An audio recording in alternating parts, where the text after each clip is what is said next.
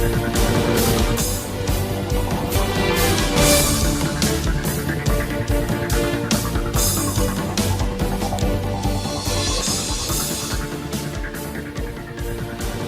রাসেল আহমেদ আপনাদের স্বাগত জানাচ্ছি যমুনা টেলিভিশনের নিয়মিত আয়োজন 24 ঘন্টায় প্রেজেন্টেড বাই আকিজ সানশাইন। সমসাময়িক রাজনীতির বিষয়গুলো নিয়ে আমরা আলোচনা করি, আজকেও আলোচনা করতে চাই এবং এজন্য স্টুডিওতে এবং স্টুডিওর বাইরে যে অতিথি আমাদের সাথে যুক্ত রয়েছেন তাদের সাথে শুরুতেই পরিচিত হয়ে নিচ্ছি। ডান দিক থেকে শুরু করছি, জনাব শেখ রবিউল আলম, জাতীয় নির্বাহী কমিটির সদস্য, বিএনপি, আপনাকে আলোচনায় স্বাগত। রয়েছেন জনাব জয়নাল আবেদিন শিশির, যুগ্ম সদস্য সচিব, জাতীয় নাগরিক পার্টি, আপনাকে আলোচনায় স্বাগত। এবং স্টুডিওর বাইরে থেকে আমাদের সাথে অনলাইনে যুক্ত আছেন হাসনাত কাইয়ুম, সভাপতি, বাংলাদেশের রাষ্ট্র সংস্কার আন্দোলন, আপনাকেও আলোচনায় স্বাগত জানাচ্ছি। আলোচনা শুরু করতে চাই জনাব হাসনাত কাইয়ুম, একটু আপনাকে দিয়েই, যেহেতু আসলে শেষ সময়ে এসে আমরা দেখলাম ভোটের মাঠে বেশ কিছু চমক, এবং সেই চমকের কিছুটা আপনার সংশ্লিষ্টও বলা যায়। আপনারা সম্ভবত 2 সপ্তাহ আগে একটি জোট করলেন, 3 দলের একটি জোট। সেই দলের দুজনেরই মধ্যে জামাতের সাথে নতুন জোটভুক্ত হলেন, কিন্তু আপনাকে আমরা সেই জোটভুক্ত হতে দেখিনি। এখন পর্যন্ত আসলে ঘোষণা পাইনি, বলাই যাচ্ছে না, রাজনীতিতে নাকি শেষ কথা বলে কিছু নেই। একটু আপনার কাছ থেকে জানতে চাই, আসলে আপনি কি সেই জোটে যাচ্ছেন নাকি যাচ্ছেন না, বা না গেলে কেন যাচ্ছেন না? প্রথমত আপনাকে এবং আমাদের সহ আলোচক যারা আছেন তাদেরকে এবং যারা শুনছেন তাদের সবাইকে শুভেচ্ছা। আমি জোটে যাচ্ছি না মানে এটা যেতে তো পারছি না, যাওয়ার জন্য তো আসলে এই জোটটা হয় নাই। এটা দুর্ভাগ্যজনক যে আমরা বাংলাদেশের যে রাজনৈতিক পরিস্থিতি, এই পরিস্থিতিতে আমাদের দলের পক্ষ থেকে আমরা এবং আরো কয়েকটা দল তখন মনে করেছিল যে বিএনপি এবং জামাত ইসলামী এই ঐকমত্য কমিশনের শেষ দিকে এসে কিংবা তার পর থেকে নির্বাচন যত ঘনিয়ে আসতে শুরু করলো, তো তাদের মধ্যে যে সমস্ত বিবাদ আমরা দেখতে পাইলাম, সেটা আমাদের কাছে মনে হলো যে আসলে জাতীয় স্বার্থের তুলনায় তারা তাদের দলীয় স্বার্থকে প্রাধান্য দিচ্ছেন। এবং আমাদের দিক থেকে আমরা মনে করতেছিলাম যে এই 2 দলের কে সম্ভব হলে কাছাকাছি আনা, আর যদি সম্ভব না হয় তাহলে বাংলাদেশে একটা আসলে স্বাধীন জাতীয় স্বার্থ রক্ষা করবে, জাতীয় ঐক্য গড়ে তুলবে, এরকম একটা অবস্থান থেকে একটা ইন্ডিপেন্ডেন্ট জোট দরকার। এই প্রচেষ্টাটা আমরা প্রথমত গণতন্ত্র মঞ্চের ভুক্ত সংগঠন হিসেবে গণতন্ত্র মঞ্চে করি, এবং গণতন্ত্র মঞ্চকে যখন আসলে এটাতে আমরা অনুপ্রাণিত করতে ব্যর্থ হই, এবং তারা যখন ক্রমশ আসলে বিএনপির সাথে রাজনৈতিক আলোচনার বাইরে গিয়ে আসন সমঝোতার দিকে ঝুঁকতে থাকেন, এবং তখন আমি সমন্বয়কের দায়িত্ব পালন করছিলাম। একটা খুব স্ববিরোধী অবস্থানে আমাকে থাকতে হচ্ছিল যে আমি আসন সমঝোতার আলোচনার সাথে যুক্ত না, মানে যুক্ত হইতে চাই না, আবার আমার দলের আমাদের জোটের যারা আছেন, মঞ্চের যারা আছেন তারা এটা চান।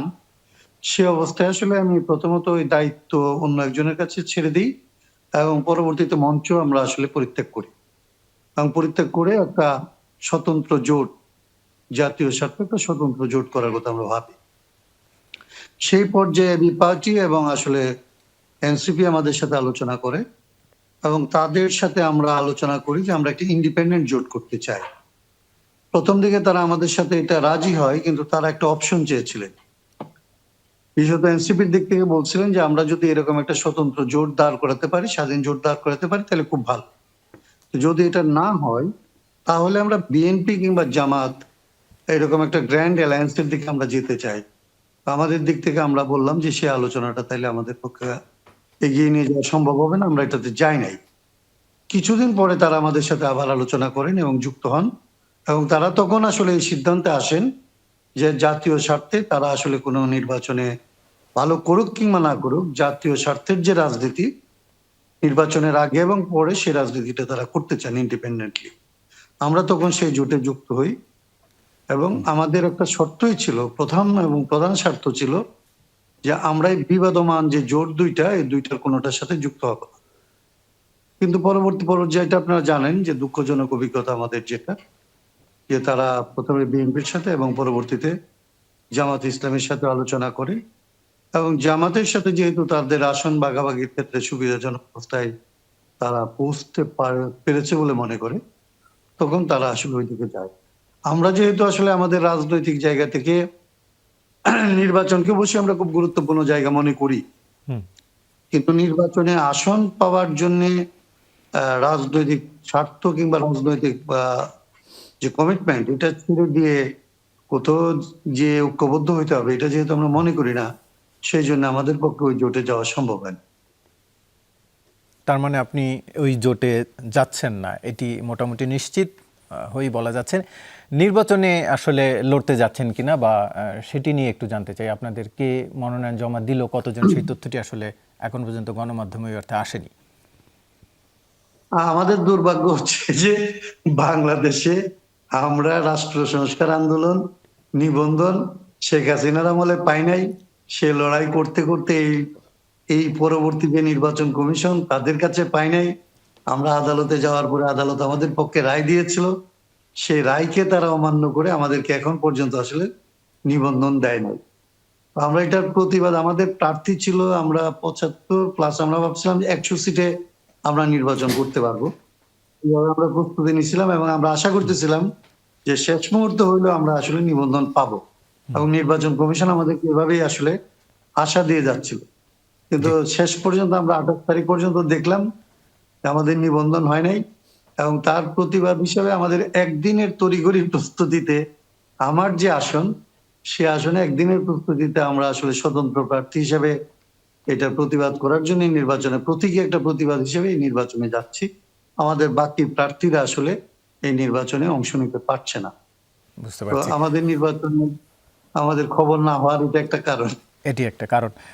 জয়নাল আবেদিন শিশির, একটু আপনার কাছ থেকে জানতে চাই, নিশ্চয়ই আপনিও শুনছিলেন হাসনাত কাইয়ুম ভাইয়ের এবং যেটি আসলে যে আসনের জন্য শেষ মুহূর্তে একটি নীতির উপর দাঁড় করানো জোট ছেড়ে আপনারা আরেকটি জোটে গেলেন, কারণ সংস্কারের যেটি সেটি এই জোটের আপনারা যেই পুরনো যেই জোট, বাকি যে দুটি দল এবি পার্টি এবং রাষ্ট্র সংস্কার আন্দোলন, তারাও বেশ সোচ্চার, ফলে শুধু সংস্কারের জন্যই আপনারা যেটি বলছেন সেটিই কতটা সত্যি। আরেকটি বিষয় জানতে চাই যে 47 জন প্রার্থী বোধহয় জমা দিয়েছে এখন পর্যন্ত যেটি তালিকা পাওয়া গেল, এটিই কি আপনাদের জোটের চূড়ান্ত পাওয়া আসন কিনা জোটের কাছ থেকে? ধন্যবাদ আপনাকে এবং আমার সহ আলোচক হাসনাত কাইয়ুম ভাই এবং রবি ভাইকে। আসলে দেখেন, আমরা মূলত জুলাই সনদ এবং রাষ্ট্র সংস্কার কি সামনে রেখে মূলত আমরা এই যে জোটগত যে নির্বাচনের আমরা চিন্তা করছি, এবং এটা আমরা বারবার বলেছি যে আমরা আসলে জুলাই যদি না বাঁচে এ রাষ্ট্র বাঁচবে না, এ বাংলাদেশ বাঁচবে না। আপনি এখানে দেখেন, হাসনাত কাইয়ুম ভাইয়ের কোনো কথার সাথে আমার দ্বিমত নাই। উনি অনেক সিনিয়র মানুষ, অনেক পরিশ্রমী লোক, এবং ফেসিস্ট আমলে উনি সংস্কারের জন্য অনেক বেশি পরিশ্রম করেছেন। বিএনপির যে 31 দফা, এর মধ্যে মূলত হাসনাত কাইয়ুম ভাই অনেক এফোর্ট দিয়েছেন, এগুলো আমরা সবাই জানি।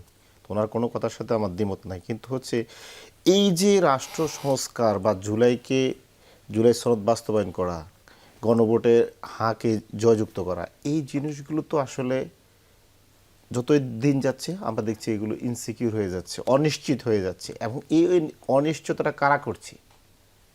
আমরা দেখলাম এখানে জুলাইকে নিয়ে বড় ধরনের ষড়যন্ত্র হচ্ছে, গণভোটের হাঁকে নিয়ে ষড়যন্ত্র করা হচ্ছে।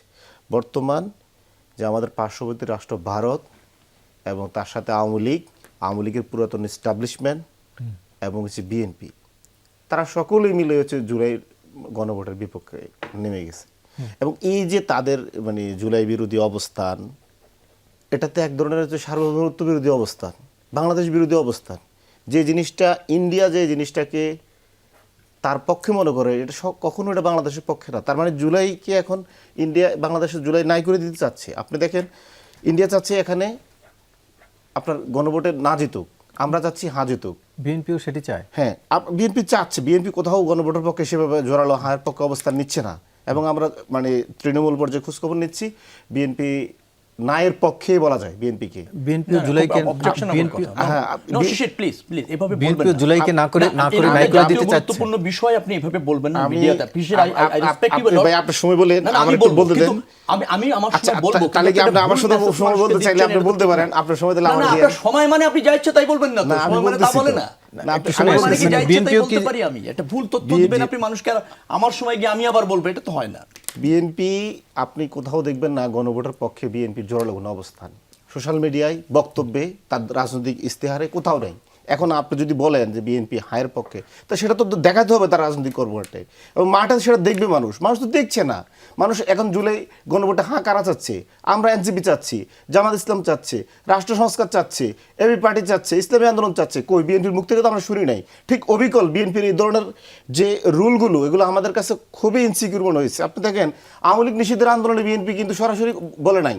তারেক রহমান সাহেব এই দেশের কত বিষয় নিয়ে কথা বলছেন, প্রায় সব বিষয় নিয়ে কথা বলছেন, আলু নিয়ে কথা বলছেন, পেঁয়াজ রসুন সব নিয়ে কথা বলছেন, কিন্তু উনি সরাসরি এক বাক্য বলেন না আওয়ামী লীগকে নিষিদ্ধ করতে হবে, উনি বলেন নাই। তো এখন এই যে এখন জুলাইয়ের গণভোটের পক্ষে নির্বাহী আদেশে নিষিদ্ধের পক্ষের কথা জুলাই তারা গণভোটে এখনো হ্যাঁ, বলছে। এটা কি বিএনপির কোনো শীর্ষ নেতা বলেছেন এখনো?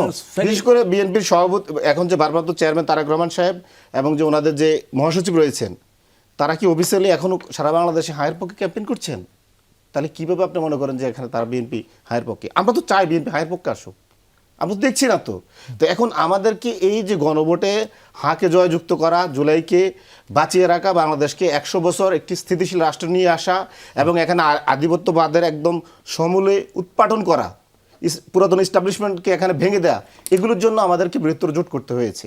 আমরা বাধ্য হয়েছি আমরা এখানে জোট করতে। আমরা দেখেছি এখানে ফেসিস্ট পতন হয়েছে, কিন্তু ফেসিস্টদের যে পুরাতন এস্টাবলিশমেন্ট তার কিছু আগের জোটের যে বাকি দুই সঙ্গী যারা, তারাও তো সংস্কারের পক্ষে, হায়ের পক্ষে। আপনিও বলছিলেন এখন যে তারাও হায়ের পক্ষে, তাহলে আবার নতুন একটা জোটে কেন যেতে হলো? সব হাত মিলেই তো জোট। এখন ইলেকটোরাল আপনি যদি অ্যালায়েন্স না করেন, আপনার তো পার্লামেন্টে এখন এগুলো তো এক্সিকিউশন হবে পার্লামেন্টে।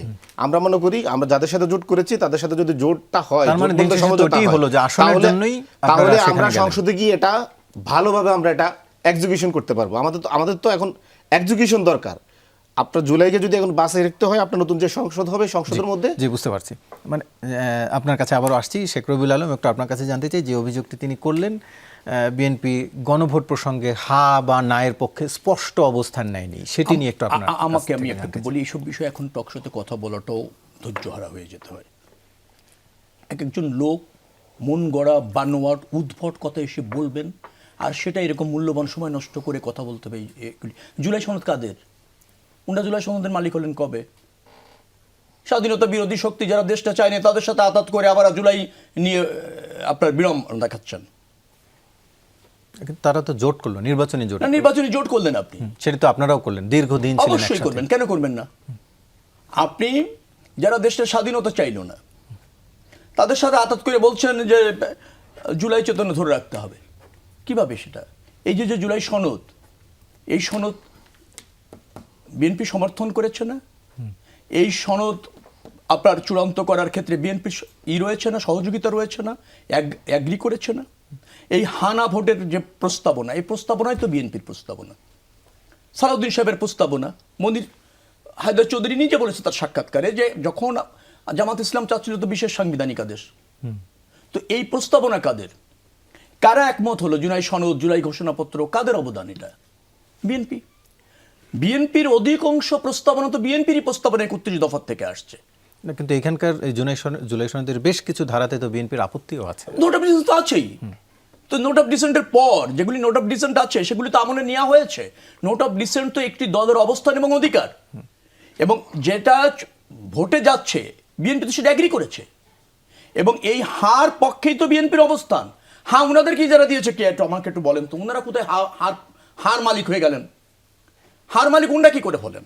অন্তর্বর্তীকালীন সরকার কিভাবে গণভোটটা হবে সে ব্যাপারে তারা যে প্রস্তাবনা দিয়েছে, বিএনপি তার সাথে এগ্রি করেছে, এবং বিএনপি এই সংস্কারের প্রবক্তা তো বিএনপি। উন্ডা কবে জানলেন সংস্কার? কোথায় জানলেন? মনে কর কোন প্রস্তাবনা দর ছিল? উন্ডা ছাদি জাতীয় ঐক্যমত কমিশনের প্রস্তাবের সাথে একমত ছাড়া আর কোনোটাই উন্ডাও তো নোট অফ ডিসেন্ট দিয়েছে। এছাড়া আর ওনাদের প্রস্তাবনা ছিল কি? এসব প্রস্তাবনা তো আমাদের থেকে নেওয়া। 31 দফার আলোকে অধিকাংশ প্রস্তাবনা, সেটা সাংবিধানিক সংস্কার বলেন, সেটা প্রাতিষ্ঠানিক সংস্কার বলেন, সেটা সামাজিক এবং রাষ্ট্র ব্যবস্থাপনার সংস্কার বলেন, সব জায়গায় তো বিএনপির প্রস্তাবনা। দেখেন, দুটো জিনিস একটু উল্লেখ করতে হবে। সেটা হচ্ছে আপনি জোটের রাজনীতি বাংলাদেশে প্রতিষ্ঠিত, এই জোটের রাজনীতির ভিত্তিতে আন্দোলনও হয়েছে, সরকারও গঠন হয়েছে। অতীত ফ্যাসিবাদী সরকারও কিন্তু জোটের সরকার ছিল, অর্থাৎ জোট দোষের কিছু নয়। কিন্তু আপনি যখন জুলাইয়ের হয়ে যান, মালিকানা নিয়ে নেন, এবং যারা এই দেশটার স্বাধীনতা চায়নি, অনলি 24-এর গণঅভ্যুত্থানে অংশ নিয়েছিল জামাত ইসলাম, কিন্তু বাংলাদেশটা কি চেয়েছিলেন? চাননি। তো তারা যখন আপনি সংস্কারের প্রবক্তা হয়ে যান আর তার সাথে গিয়ে যখন এনসিপি জোট করে দায় বিএনপির উপর চাপাইতে চায়, সেটা কিন্তু অরাজনৈতিক বক্তব্য এবং এগুলি রাজনীতিতে সৌহার্দ্যতা নষ্ট করে, সম্পূর্ণভাবে সৌহার্দ্যতা নষ্ট করে। বাংলাদেশের রাজনীতি যখন নির্বাচন কেন্দ্রিক হয়ে যায়, দুটি বলয় তৈরি হয়, এটা সব জায়গায় হয়েছে, ইউরোপে হয়, আমেরিকাতে হয়, আপনি যদি ব্রিটেনে যান সেখানেও হয়, ভারতে হয়, দেখবেন দুই ধারার প্রতিযোগিতা থাকে। এটা গণতন্ত্রের জন্য সৌন্দর্য। কিন্তু উনরা কি বলবো, উনরা জামাতের সাথে অ্যালায়েন্স করে অধীনস্থ থেকে নতুন বন্দোবস্ত কিভাবে করবেন? আপনি আমাকে বলেন, কোন নতুন বন্দোবস্ত আপনি এখানে দেখতে পাচ্ছেন? আছে কোনো নতুন বন্দোবস্ত? উনরা আরো জামাতের রাজনৈতিক ছায়াতলে আশ্রয় নিয়েছেন। কেন নিয়েছেন? উনরা তো ক্ষমতা চান না নাকি? উনি বলছেন রাজনীতি ক্ষমতা কেন্দ্রিক হবে না, তাহলে আসন ভাগাভাগি নিয়ে অনৈক্য কেন হবে যদি আপনার আদর্শ থাকে? সেটা অন্য গোষ্ঠীর সাথে হাসনাত কাইমের বক্তব্য যদি দেখেন, আপনাদের অধিক আসন দরকার, সেই আসনে জেতার দরকার, এটা কি রাজনৈতিক নতুন বন্দোবস্ত নাকি? এটা কি নতুন বন্দোবস্ত হলো? আপনি আদর্শে অনড় থাকছেন না। কাইম সাহেব কিন্তু খুব সুন্দর একটা কথা বলেছেন যে এনসিপি সহ সিদ্ধান্ত হয়েছিল যে তারা একটা স্বতন্ত্র থাকবেন, ক্ষমতায় যাওয়ার সুযোগ হোক না হোক, পার্লামেন্টে যাওয়ার সুযোগ হোক না হোক, একটা নতুন বন্দোবস্ত নিয়ে তারা স্বতন্ত্র অবস্থা বজায় থেকে নির্বাচনে যাবেন, নির্বাচনে জয় পরাজয় যে কোনটা মেনে নেবেন, কিন্তু রাজনৈতিক যে আদর্শটা আছে সেটা ধারণ করবেন। করলেন নাকি সেই ধারণা? আদর্শ সেই ক্ষমতার অংশ হতে চাইলেন, এবং ক্ষমতার অংশ হতে গিয়ে বাংলাদেশে যারা রাজনীতিজাতের বিতর্ক রয়েছে, হ্যাঁ রাজনৈতিক দল হিসেবে স্বীকৃতি রয়েছে জামাত ইসলামের, কোনো সন্দেহ নেই, কারণ বৈধভাবে তারা এখন রাজনৈতিক দল। কিন্তু যে রাজনৈতিক দলের রাজনৈতিক কর্মকাণ্ড স্পষ্ট না, যে রাজনৈতিক দলের কর্মকাণ্ড এখনো পর্যন্ত জনগণ কর্তৃক সমাদৃত না, যে রাজনৈতিক দল, আবারও আমি বলতে বাধ্য হচ্ছি যে এখনো মূলনীতি, ঘোষণাপত্র এবং ধরেন গঠনতন্ত্র যদি বলেন কিছুটা অস্পষ্ট। আপনি জানেন মূলনীতি কি? বলেন তো আমাকে, জামাত ইসলামের মূলনীতি কি? আমাকে একটু শিখান, আমি একটু জানতে চাই। আপনি রাজনৈতিক দল হিসেবে জামাত ইসলামের ঘোষণাপত্র কি আমি জানতে চাই, জাতি জানতে চায়, পেরেছেন নাকি পর্যন্ত জানতে পাচ্ছেন না। অস্পষ্ট জায়গায় গিয়ে আঘাত করছেন, কারণ অধিকাংশ সিট ছাড়তে পারবেন 47টার মতো যদি হয়ে যায়। আপনি যদি 47টা সিটে মাত্র প্রার্থী দেওয়ার ঘোষণা মানে যোগ্যতা রাখেন, আপনি জয়যুক্ত করাইতে চান, কি আপনার মহত্ব আর কি আপনার গ্রহণযোগ্যতা? 47টি আসনে প্রার্থী দিতে পারে, সেটি তো শুধু একটি দলের, জামাতের তো প্রার্থী রয়েছে, তারা সবাই আমি এনসিপির কথা বলছি, যারা জয়যুক্ত করার দায়িত্ব নিচ্ছেন, হায়ের প্রবক্তা যারা 47টি আসনে প্রার্থী দেওয়ার যোগ্যতা রাখেন অনলি, তাও জোটে গিয়ে জোটের আলোচনায় 47টি পেয়েছে। হ্যাঁ পেয়েছেন। তো 47টি আসন দিয়ে আপনি জয়যুক্ত করাবেন 300 আসনের? 300 আসনে প্রার্থী দেওয়ার যোগ্যতা রাখেন না, জয়যুক্ত করার লিজ নিয়ে নিচ্ছেন। বিএনপি চায় না। না, তারা চাইলে 300 দিতে পারতেন, এটি তারা এর আগে বলছিলেন। 300 তো 300 লোক হয়তো খুঁজে পাবেন, পাচ্ছেন না তো। 300 যোগ্য প্রার্থী থাকলে তো জামাত 47টা দিত না, জামাত 150 দিত। দুটো দলই তো শক্তিশালী দল। কেউ কয়েকদিন আগে তো শুনেছি জামাত নাকি সবচেয়ে বেশি শক্তিশালী। এনসিপি নিজে বলছে 300 আসনে উইন করবে বলেছে। কিছুদিন আগে নাসিরউদ্দিন পাটোয়ারিও বলছে যে 150 তারা পাবেই, জামাত বলছে তারা 200-র বেশি পাবে। তো দুটো দলই তো শক্তিশালী দল, জনপ্রিয় দল, তো 150 ভাগ করেন না, বা 100 আর অন্যটা আর 100 অন্যদেরকে দেন না, অন্য 8টা দলকে দেন না, তা তো পান নাই। 47টাতে প্রার্থী পাচ্ছেন, আবার জয়যুক্ত করার দায়িত্ব নিচ্ছেন জাতিকে। রাজনীতিতে এগুলি বিভ্রান্তিকর, রাজনীতিতে এগুলি এক ধরনের প্রতারণা, এভাবে রাজনীতি করা যাবে না। এনসিপি একটা মধ্যপন্থী রাজনৈতিক দল, তাদের স্যাক্রিফাইস আছে, তারা যে আদর্শ ধারণ করতে চেয়েছিল তা হয়তো বাংলাদেশের মানুষ গ্রহণ করত, কিন্তু ক্ষমতার মোহে যেভাবে গ্রাস করেছে অতটুকু অপেক্ষাও করতে চাইলেন না। অতটুকু অপেক্ষা যারা করতে চান না, আর যারা ধরেন বিতর্কিত রাজনৈতিক শক্তি এবং আদর্শের সাথে যারা আঘাত করেন, তারা আবার বাংলাদেশকে নতুন বন্দোবস্ত দিবেন, তারা আবার ধরেন নতুন করে জয়যুক্ত করে রাষ্ট্রে সংস্কার নিশ্চিত করবেন। বিএনপি যদি এটাকে সমর্থন না করে, আর বিএনপি যদি হায়ের পক্ষে অবস্থান দৃঢ়ভাবে না নেয়, তাহলে এদেশের পরিবর্তন সম্ভব না। কিন্তু বিএনপি ওটা ওন করে, বিএনপি এটা অঙ্গীকারাবদ্ধ, এবং বিএনপি হায়ের পক্ষে আমি নিজে নির্বাচন করছি, আমি নির্বাচনে এখনো পর্যন্ত ধানের শীষের পক্ষে ভোট চাওয়ার সুযোগ কম হয়েছে, প্রচার প্রচারণা বন্ধ, তার চেয়ে বেশি হায়ের কথা বলেছি।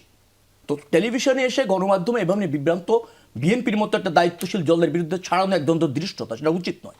জনাব হাসনাত কাইয়ুম, একটু আপনার কাছ থেকে জানতে চাই, আপনি আমাকে নিশ্চয়ই শুনতে পাচ্ছেন, জানতে চাই আসলে যে সংস্কার নিয়ে কথা হচ্ছিল, সংস্কারের জন্য এনসিপির যাওয়া, আবার না ভোটের অবস্থান, সব মিলে জাতীয় নির্বাচন নিয়ে যতটা আলোচনা আসলে চলছে, হানা ভোট নিয়ে আসলে অতটা আলোচনা হচ্ছে কিনা, বা সেটি আসলে শেষ পর্যন্ত একটু চাপা পড়ে যাচ্ছে কিনা, আপনার ওপিনিয়ন জানতে চাই।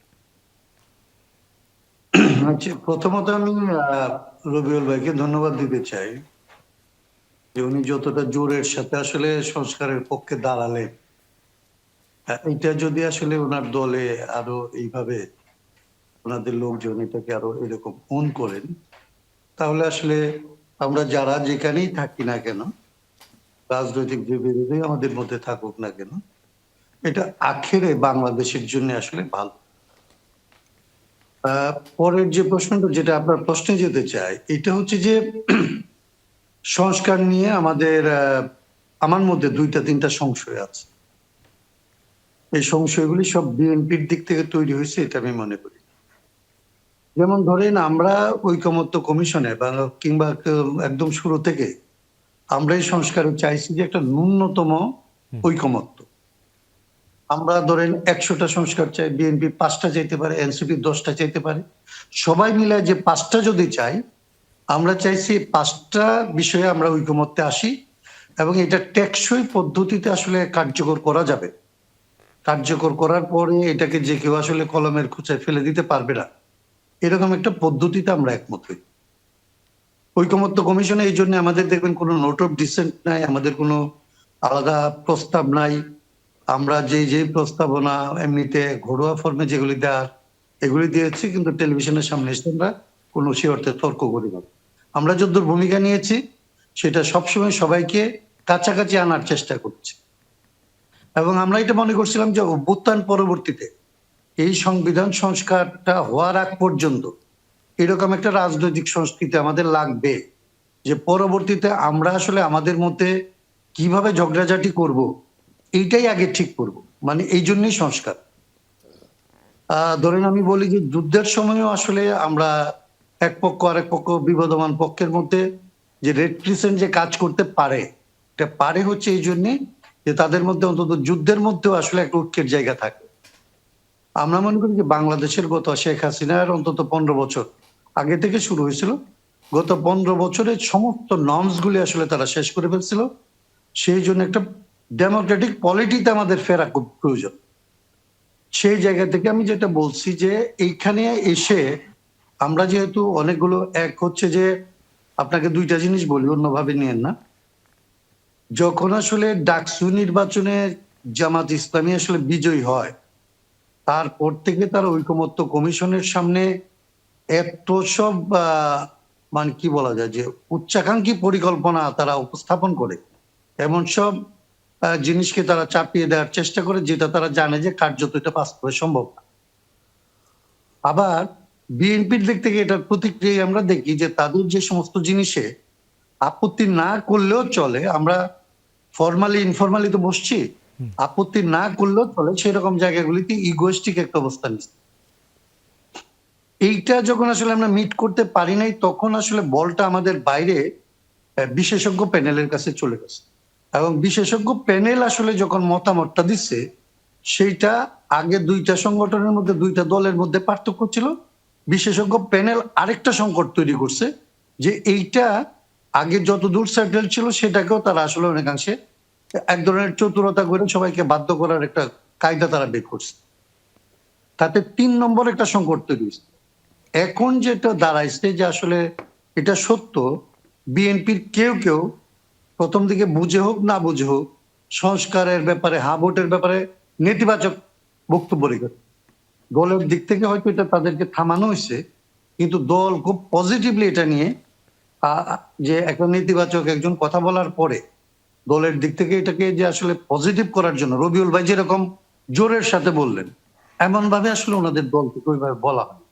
আর জামাত ইসলামের ব্যাপারটা তো এনসিপি নিজেই জানে, জামাত ইসলামী হচ্ছে এই বিষয়টাকে তারা অন করে না, তারা এটাকে কেন্দ্র করে একদম কেওয়াস করতে চাইছে। যেমন ধরেন নিম্ন কক্ষে পিয়ার নিয়ে যখন তারা নামছে, এনসিপি কিন্তু তখন চিহ্নিত করে বলছে যে জামাত ইসলামী সংস্কারের প্রশ্নটাকে নিয়ে বাংলাদেশে একটা কেওয়াটিক সিচুয়েশন করতে চায়, ও সংস্কার হোক এটা চায় না। তার মানে এইরকম একটা সংশয়ের মধ্যে বাংলাদেশ পড়ছে। এই সংশয়ের মধ্যে পড়ার জায়গা থেকে আমাদের আকাঙ্ক্ষা ছিল যে আমরা যারা, একটা তো 8-9 মাসের আমাদের একটা অভিজ্ঞতা হয়েছে, আমরা প্রায় সমস্ত রাজনৈতিক দল একসাথে বসতে পারি, কথা বলতে পারি, ভিন্ন মত করতে পারি, ঝগড়া করতে পারি, আবারও একসাথে হইতে পারি। তো সেই জন্য আমাদের চেষ্টা ছিল মাঝে কিছু সংগঠন একমত হয়ে এরপরেও আসলে দুতিয়ালি করা, এরপরেও আসলে নেশনের ইন্টারেস্টে জি অন্যরা যাতে আসলে বাধ্য হয়, বিএনপি যাতে বাধ্য হয়, জামাত যাতে বাধ্য হয়, এরকম একটা বাধ্য করার জন্য একটা জনপ্রিয়তা তৈরি করা সংস্কারের পক্ষে, জি যাতে আসলে যে ইলেকটোরাল পলিটিক্সে জনগণকে এক ধরনের মর্যাদা দিতে হয়, এই রাজনৈতিক দলগুলি দিতে পারে। আমি যেটা শেষ করতে চাই যে কথাটা বলে, যে সংস্কার নিয়ে সংশয়টা কিন্তু দূর হয় না। জি সংশয় দূর হয় নাই। এটা একটা আমি আপনার কাছে আবারও আসছি, একটু জয়নাল আবেদিন শিশির আপনার কাছ থেকে জানতে চাই, সে আবারও একটু জোট প্রসঙ্গে বা চমক প্রসঙ্গে। আজকে আসিফ মাহমুদ সজীব ভুঁইয়া দলে যোগদান করলেন, তিনি নির্বাচন করবেন না, তিনি নির্বাচন পরিচালনা কমিটির দায়িত্ব নিলেন। বেশ চমক আসলে গেল দুদিন ধরে আপনারা দেখাচ্ছিলেন। আসিফ মাহমুদ সজীব ভুঁইয়ার বিরুদ্ধে বেশ কিছু অভিযোগও রয়েছে। উপদেষ্টা তিনি যখন ছিলেন সেই সময় এনসিপির অনেক নেতাও তার সমালোচনা করেছেন, গণমাধ্যমেও করেছেন, সামাজিক যোগাযোগ মাধ্যমে। সেই দায়গুলো নিয়েই কি এনসিপি তাকে গ্রহণ করলো? দেখেন, আসলে আপনার বিরুদ্ধেও আমি অনেক অভিযোগ করতে পারি, আমার বিরুদ্ধেও আপনি অনেক অভিযোগ করতে পারেন, কিন্তু এই অভিযোগগুলো খতিয়ে দেখা দায়িত্ব হচ্ছে রাষ্ট্রের। রাষ্ট্রের বিদ্যমান প্রশাসন রয়েছে, বিদ্যমান আদালত রয়েছে, দুদক রয়েছে, তারা সেটা খতিয়ে দেখবেন। আসিফ মাহমুদ সজীব ভুঁইয়া এখন পর্যন্ত আদালত কর্তৃক, দুদক কর্তৃক কোনোভাবে সে দোষী সাব্যস্ত না। যেগুলো এসেছে সেগুলো অভিযোগের মধ্যেই সীমাবদ্ধ। এখন কি আমরা অভিযোগের ধরনগুলো হচ্ছে এরকম, ওই যে আপনার দেশের বাইরে থেকে একজন ফেসবুক স্ট্যাটাস দিবে, যার লাইক কমেন্ট অনেক বেশি পড়ে, ওই স্ট্যাটাসকে কেন্দ্র করে একটা নিউজ হবে, ওই নিউজটাকে কেন্দ্র করে একটা টকশো হবে, টকশোকে কেন্দ্র করে একটা জায়গায় তার মানে রাস্তায় একটা প্রতিবাদ হবে। এই হচ্ছে অভিযোগের ধরন।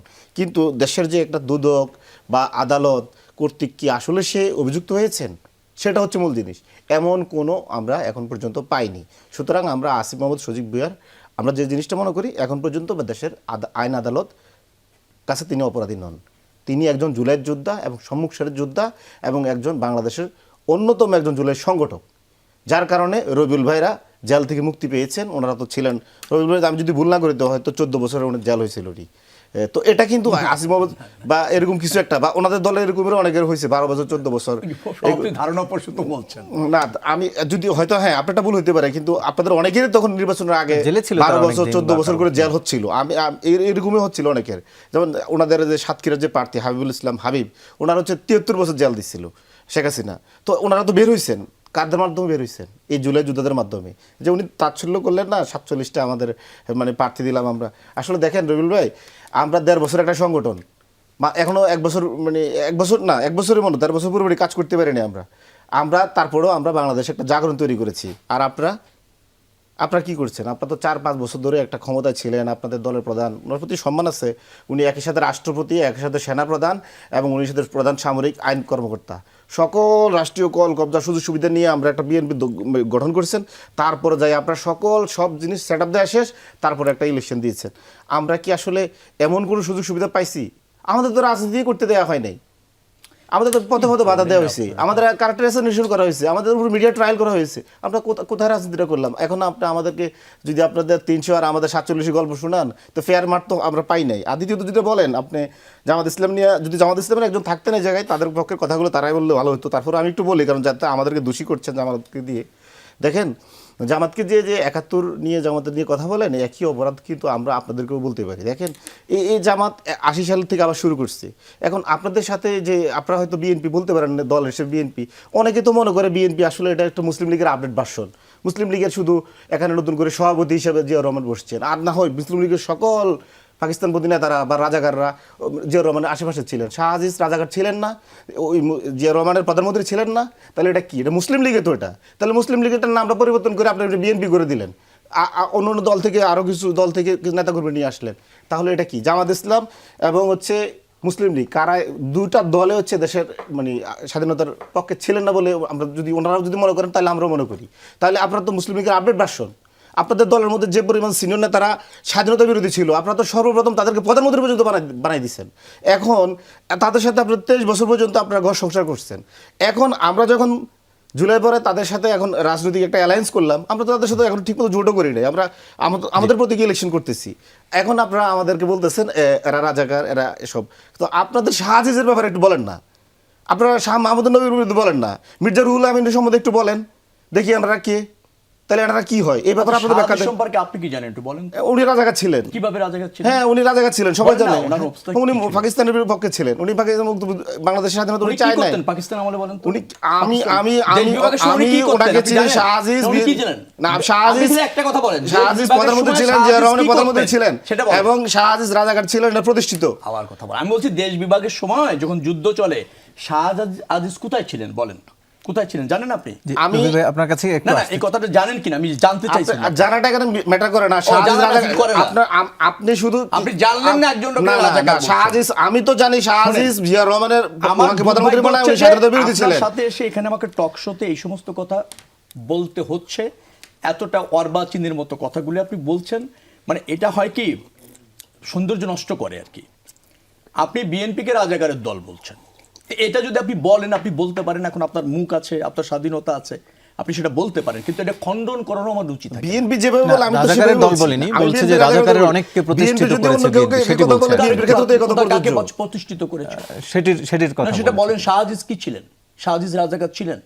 শাহ আজিজ যখন ভারত সহায়তায় আমরা যখন মুক্তিযুদ্ধ করছিলাম পাকিস্তানের বিরুদ্ধে, তখন জাতিসংঘে নিযুক্ত একজন প্রতিনিধি ছিলেন শাহ আজিজ পাকিস্তান সরকারের পক্ষে।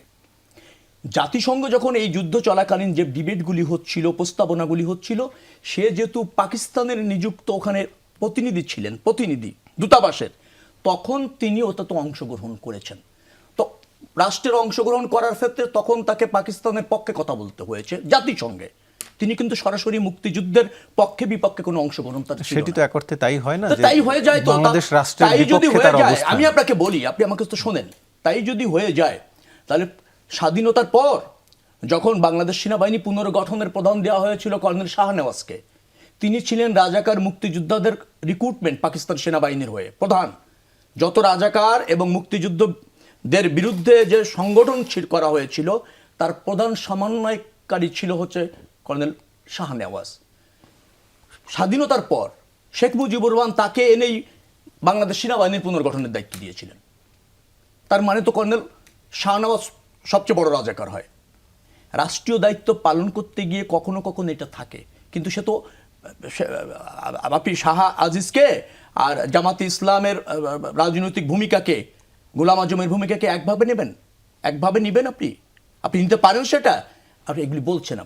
আমি বলছি না যে জামাতের সাথে জোট করা দোষের হয়েছে, সেটা আমার বক্তব্য না। আমি বলছি আপনি যখন বলেন জুলাই যুদ্ধ আপনি বলছেন কালকে কি বলেছে, আধিপত্যবাদী বিরুদ্ধে, শক্তির বিরুদ্ধে তাদের এই ঐক্য, কালকে নাহিদ ইসলাম বলেছে না? পাকিস্তানি আধিপত্যবাদের বিরুদ্ধে যারা লড়েনি, পাকিস্তানি আধিপত্যবাদের সহায়ক শক্তির সাথে ঐক্য করে আপনি জুলাইয়ে এসে বলছেন যে এদেশের আধিপত্যবাদের বিরুদ্ধে আমাদের ঐক্য হয়েছে। সাংঘর্ষিক হয় না একথা? একথা তো সাংঘর্ষিক হয়, জনগণের কাছে তো ভুল মেসেজ যায়।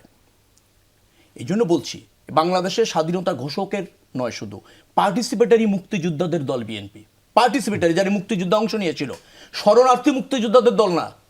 আওয়ামী লীগ শরণার্থী মুক্তিযোদ্ধাদেরও দল ছিল। আওয়ামী লীগের অনেক নেতা আপনার শরণার্থী হয়ে মুক্তিযুদ্ধ করেছে, আর বিএনপি হচ্ছে লড়াই করা মুক্তিযোদ্ধাদের দল, স্বাধীনতার ঘোষকদের দল। সে বিতর্কও যায় না, সে অধ্যায় শেষ। মুক্তিযুদ্ধ নিয়ে বিএনপি রাজনীতি করেনি, মুক্তিযুদ্ধ নিয়ে বিএনপি কখনো রাজনীতি করেনি। আওয়ামী লীগ করেছে মুক্তিযোদ্ধার চেতনার বাণিজ্য, আমরা মুক্তিযুদ্ধের চেতনার বাণিজ্য করিনি। আমরা বলেছি মুক্তিযোদ্ধা জাতির অর্জন। কিন্তু আমি ওই জায়গায় দ্বিমত করছি যে যখন আপনি নতুন বাংলাদেশ বিনির্মাণের কথা বলেন, আপনি জুলাই চেতনার ইজারাদার হয়ে যান, আবার এরকম বিতর্কিত রাজনৈতিক দলের সাথে সিট পাওয়ার জন্য ঐক্য করেন, তখন আপনার ওই মহত্ব গুরুত্ব থাকে না। বললেন রাজনীতি করার সুযোগ পাইনি আমরা, তো আমরা এতদিন করিনি। আরে ভাই, আপনি রাজনীতি শখই তো জাগলো 2 দিন আগে, করবেন কবে থেকে? শখই তো তৈরি হয়েছে নতুন, অভ্যুত্থানের পরে শখ হয়েছে। এর আগে রাজনীতি করার শখ ছিল নাকি আপনাদের? জুলাই সমস্ত রাজনৈতিক দল, না, সে বলতে চাইছে যে শ্রেণী পেশার মানুষের সংগ্রাম, জাতির অর্জন। বিএনপি প্রতিষ্ঠা হয়েছে যে ক্ষমতার বলয়ের মধ্যে থেকে, সেই ক্ষমতার বলয়, সেই সুযোগটি তারা পায়নি, এটি বলতে চাইছে। না, ক্ষমতার বলয় থেকে কেন হবে? বিএনপি প্রতিষ্ঠিত হয়েছে বাংলাদেশের রাজনীতির প্রয়োজনীয়তার উপর ভিত্তি করে। রাষ্ট্রের প্রয়োজনের উপর ভিত্তি করে প্রতিষ্ঠিত হয়েছিল। ৭৫-এ শেখ মুজিবুর রহমান নিহত হয়েছেন আওয়ামী লীগের আরেক অংশের বিদ্রোহের কাছে। নিহত হয়েছে না? শেখ মুজিবুর রহমানের পর ক্ষমতা নিয়েছে কি মুস্তাক, সে কি আওয়ামী লীগ করতো না? মুস্তাকের পর বিচারপতি সাহেব নিয়েছে, আওয়ামী লীগ করে নি? আওয়ামী লীগের মধ্যে ক্ষমতার দ্বন্দ্ব হচ্ছিল, দেশের স্বাধীনতা সার্বভৌমত্ব হুমকির মধ্যে পড়েছিল। তখন আপনার জিয়াউর রহমান মুক্ত হলেন ৭ই নভেম্বর সিপাহী জনতার বিপ্লবের মাধ্যমে। তারপরে কিন্তু তিনি প্রধান সামরিক আইন প্রশাসক হন নাই, ওই সেনাপ্রধানই ছিলেন। একই দ্বারে বিচারপতি সাহেব প্রধান সামরিক আইন প্রশাসক এবং রাষ্ট্রপতি নিযুক্ত হয়েছিলেন। বিচারপতি সাহেব অর্ডিন্যান্স জারি করে রাষ্ট্রটাকে রক্ষা করার জন্য জিয়াউর রহমানের কাছে ক্ষমতা দিয়েছিলেন। ইতিহাস জানবেন, জিয়াউর রহমান এসে এই রাষ্ট্রটাকে রক্ষা করেছেন, বহুদলীয় গণতন্ত্র করেছেন, জনগণের ভোটের অধিকার ফেরত দিয়েছেন। কিন্তু আবার এটিও তো সত্য, গোলাম আজমকে ফিরিয়ে আনা, তাকে সুযোগ দেওয়া, এই সেটিও তো জিয়াউর রহমানের সময় আসলে না, গোলাম আজমের নাগরিকত্ব তো আপনি ওভাবে নাচকোচ করতে পারেন না। আপনি কেন আইনি পরীক্ষায় থাকছেন না? গোলাম আজমকে তো আর স্বীকৃতি, আপনি জন্মসূত্রের নাগরিক, আপনি কোন বিধানে করবেন বাতিল? আপনি আমাকে বলেন। আপনি তো একটা মানুষকে দেশে ঢুকতে দেবেন না, এটা কোনো সমাধান নয়। সমাধান হচ্ছে একটা মানুষকে তার আইনি অধিকার দিতে হবে। আপনার জন্মসূত্রে আপনি অপরাধ করলে ফাঁসি হবে, আপনার কোনো সমাধান নাই। এবং ফাঁসি হয়েছে গোলাম আজমের, হয়েছে না গোলাম আজমের ফাঁসি? অথবা তিনি মারা গিয়েছেন, অদস্ত হয়েছিল ফাঁসির, বয়স বিবেচনা করে দেওয়া হয়নি। এগুলি রাষ্ট্রে থাকে। আমি একটু শেষ করবো ওই জায়গাতে, যেটা কাইয়ুম ভাই বলছিলেন। নীতিগতভাবে আমাদের বিএনপির অবস্থান হায়ের পক্ষে, অল্পতে শেষ করছি, একেবারে স্পষ্ট হায়ের পক্ষে। না নিয়ে যে বিভ্রান্তির কথা উনি বলেছেন সেটা এই না নয়। একটা প্রস্তাবনা এসেছিল যে গণভোটটা কবে হবে, জাতীয় নির্বাচন এবং গণভোট আমরা একসাথে চাই। প্রস্তাবনা করা হয়েছিল জামাতের পক্ষ থেকে যে হানা ভোটটি হতে হবে জাতীয় নির্বাচনের আগে। আমরা ওই জাতীয় নির্বাচনের আগে গণভোটের ব্যাপারে না অবস্থান নিয়েছিল। সেটা সামাজিক যোগাযোগ মাধ্যমে কিছু অতি উৎসাহী মানুষ ক্যাম্পেইন করেছিল। ওটাকে বলা হচ্ছে যে আপনি ইসের মানে আমরা ন্যায়ের পক্ষে মনে হয়, যেটাকে বলা হয় সংবিধান সংস্কারের ক্ষেত্রে সম্পূর্ণ ভুল। মানে বিএনপি হায়ের পক্ষে এবং এই হায় জগযুক্ত করার জন্য বিএনপি সংকল্পবদ্ধ। জনাব হাসনাত কাইয়ুম, একটু সংক্ষেপে আপনার কাছ থেকে জানতে চাই, এবার মনোনয়ন জমা দিয়েছে জিএম কাদেরের জাতীয় পার্টির প্রায়, এখন পর্যন্ত প্রকৃত সংখ্যাটি জানা যায়নি, প্রায় শতখানেক প্রার্থী বোধহয় মনোনয়ন জমা দিয়েছে। একটু জানতে চাই নির্বাচনে কি তার মানে এক ধরনের ত্রিমুখী লড়াই হতে যাচ্ছে কিনা? জাতীয় পার্টিকে মনোনয়ন জমা দেওয়ার জন্য যে সুযোগ, এটা আইনগতভাবে যেহেতু তাদের বিরুদ্ধে কোনো ধরনের ব্যবস্থা নেওয়া হয় নাই, দলগতভাবে যেহেতু তাদের বিরুদ্ধে কোনো ব্যবস্থা নেওয়া হয় নাই, এরকম আইনও যেহেতু করা হয়নি, সেই জন্য তারা এটা এই মনোনয়ন জমা দেওয়ার সুযোগটা তারা নিয়েছে। কিন্তু এটা একই সাথে ধরেন একটা বিপজ্জনক বাস্তবতাও তৈরি করতে পারে, কারণ এই দলের ব্যাপারে আন্দোলনকারী শক্তিগুলির মধ্যে এক ধরনের ঘৃণা সূচক একটা মনোভাব আছে। কারণ এখন আধিপত্যবাদ বিরোধী যে মনোভাব বাংলাদেশে, এটা আগের চাইতে অনেক বেশি তীব্র। এবং এই জাতীয় পার্টি, এই দলটি সারা জীবন জুড়ে, মানে তার জন্ম থেকে আজ পর্যন্ত একটা জায়গায় কখনোই আসলে কোনোভাবে বিচ্যুত হয়নি। সেটা হচ্ছে ভারতের স্বার্থের প্রশ্নে কিংবা ভারত দ্বারা পরিচালিত হওয়ার প্রশ্নে কিংবা ভারতীয় একটা ভারতের অধীনস্থ একটি দল হিসাবে পরিচয় দিতে এরা কখনো কুণ্ঠাবোধ করেনি, এবং ভারতের স্বার্থ রক্ষা করতেও তারা কখনো আসলে পিছপা হয়নি। এই জন্যে ধরেন বাংলাদেশে যে আওয়ামী ফ্যাসিবাদ ছিল, সেইটার জাতীয়ভাবে আওয়ামী লীগ এই রোলটা প্লে করেছে, আন্তর্জাতিকভাবে কিংবা আঞ্চলিকভাবে ভারত তার একটা আসলে কূটনৈতিক শিষ্টাচারের বাইরে গিয়ে এক ধরনের রোল প্লে করেছে। আর দেশের ভেতরে থেকে যেগুলিকে আসলে পঞ্চম বাহিনী টাইপের বলা হয়, সেই জায়গা থেকে আসলে জাতীয় পার্টি বারবার আওয়ামী লীগকে রক্ষা করেছে। তো সেই জন্য তাদের প্রতি যে ক্ষোভ আছে, এটা অনেকাংশে আসলে জাস্টিফাইড। তারা কোনো ধরনের রিকনসিলিয়েশনের ভিতর দিয়ে যায় নাই, রিকনসিলিয়েশনের কোনো সুযোগ রাখা হয় নাই। সময় তো তারা মাঠে আসবে, আমি একটু শেষ করি, এটা যখন তারা মাঠে তখন সমস্যা তৈরি হইতে পারে। আর তারা তৃতীয় শক্তি হিসেবে আসলে আবির্ভূত হইতে হতে পারবে পারবে কিনা এটা আমার মনে করছেন না। জনাল আব্দুল শেষে একটু আপনার কাছ থেকে জানতে চাই, আওয়ামী লীগের একটি ভোট রয়েছে, সেটিও সত্যি আওয়ামী লীগ নির্বাচনে নেই, কিন্তু জাতীয় পার্টি আছে। এটি কি জাতীয় পার্টির ভোট ব্যাংকে যেতে পারে মনে করেন? আসলে দেখেন, আওয়ামী লীগের ভোট কতটুকু আছে সেটা আগে আপনাকে জানতে হবে। আপনি যদি মনে করেন আওয়ামী লীগের 1991 সালে যে ভোট, 96 যে ভোট, 2001 সালে যে ভোট, ওই ভোটটা এখনো অক্ষুণ্ণ রয়ে গেছে, তাহলে তো আপনার ক্যালকুলেশন ভুল হবে। সাম্প্রতিক বেশ কিছু জরিপে অনেক দেখা গেছে 14 সালে আওয়ামী লীগ কত পার্সেন্ট ভোট পেয়েছে, 18 কত পাইছে এবং 24-এ কত পেল। 2014 সালে আওয়ামী লীগের বিভিন্ন নেতাদের এবং বিভিন্ন গণমাধ্যমের জরিপে হচ্ছে টোটাল ভোটের টার্ন আউট হয়েছে আপনার হচ্ছে 5%। 2018 সালে তো আরো বেশি লোক তারা কেন্দ্রে নিতে পারেন নাই, তার মানে নিতে পারেন নাই মানে তাদের সমর্থক না, তাদের ভোটার না। 2024 সালে এসে তো এটা আরো কমার কথা। তাহলে আওয়ামী লীগের যদি আমরা 5% থেকে কমতে কমতে 24 সালে এসে কত হলো, অনেক আরো কমছে। যে ভোট কেন্দ্রে যায় না আওয়ামী লীগের ভোট দিতে, আমরা মনে করি সে আওয়ামী লীগের ভোটার না। সে যদি বাসায় বসে থাকে আওয়ামী লীগের ভোটার না। আপনি যদি 91-96 অনেকে তো যে আওয়ামী লীগ এখন ভোটে জিতেই যাচ্ছে, আমি মনে করি সেটি মনে করে অনেকে আওয়ামী জানে। লীগের যে ভোট বাংলাদেশে না, এর প্রমাণ হচ্ছে বিভিন্ন ছাত্র সংসদ ইলেকশন। ছাত্র সংসদ ইলেকশনে 80% ভোট পড়ছে। ছাত্রলীগ যদি এই ইলেকশনে অংশগ্রহণ করতো নাহলে কত হতো? 82 হতো, 83 হতো। ছাত্রলীগ অংশগ্রহণ, ছাত্রলীগ করলে আর 5% বাড়তো না। ছাত্রলীগের কেউ ভোট দেয়নি তার কোনো আমি যেটা মনে করি, যদি ছাত্রলীগের কেউ ভোট নাও দেয় তাহলে 2% হয়তো ভোট পড়ে নাই। আওয়ামী লীগ যদি না আসে তাহলে ঠিক এরকম একটু মানে ভোট পার্সেন্টেজ কমবে। যে আপনার 36% এগুলো যে ফাও গল্প। মুসলিম লীগের ভোটটা কি আপনি মনে করেন এখনো অক্ষুণ্ণ রয়ে গেছে? আর কংগ্রেসের ভোট কি, কংগ্রেসের ভোট আজীবন কংগ্রেসের থেকে যায়? সেটি ভিন্ন। ভোটাররা কি কারো কাছে দস্তখত দিয়ে রাখছে নাকি, না দাসকত দিয়ে রাখছে আজীবন সে তাদের ভোট দিবে? নাকি ভোটাররা কোনো দল করে? ভোটাররা তো ভোটার, রাজনৈতিক কর্মী হচ্ছে দল করে। তাহলে আপনি ভোটার বলতে পারেন না এটা আজীবন তার হয়ে থাকবে। আর এখানে না, আমার সময় একেবারে কম। শেখ রবিউল আলম, একটু আপনার কাছ থেকে জানতে চাই আরেকটি বিষয়। তিনি এর আগের বক্তব্যে আওয়ামী লীগ সংশ্লিষ্টতার অভিযোগও করেছিলেন। একটু আপনার কাছে জানতে, চট্টগ্রাম 14 আসনে বিএনপির প্রার্থী আওয়ামী লীগ সংশ্লিষ্ট ব্যবসায়ী জসিমউদ্দিন আহমেদ গত বছরের 4 ডিসেম্বর বৈষম্য বিরোধী আন্দোলনের সময় রাজধানীর বাড্ডার একটি হত্যা চেষ্টা মামলায় গ্রেফতার হয়ে তিনি কারাগারে ছিলেন। খুলনায় আরো দুজন ওদের প্রার্থী আছে সরাসরি আওয়ামী লীগের। আপনার মন্তব্য জানতে চাই।